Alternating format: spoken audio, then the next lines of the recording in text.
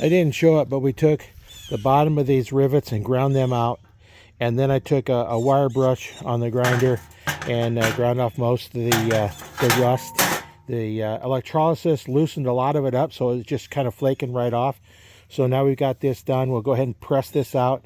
I'll do a little bit more cleaning down in here, and then we'll go ahead and put some primer on this. And we're attempting to press out these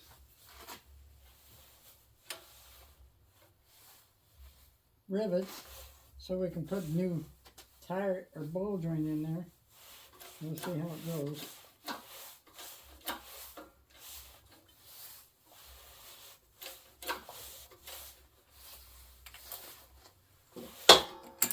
Now we're going to try and knock it the rest. We got them loose with the other thing.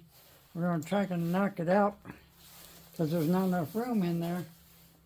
We're going to try a chisel to pry it out the rest of the way.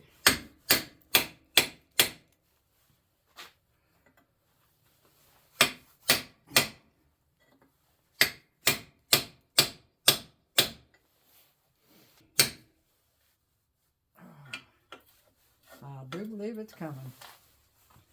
See if and there we go. Alrighty then. We got them out. Now we can put the new ones in.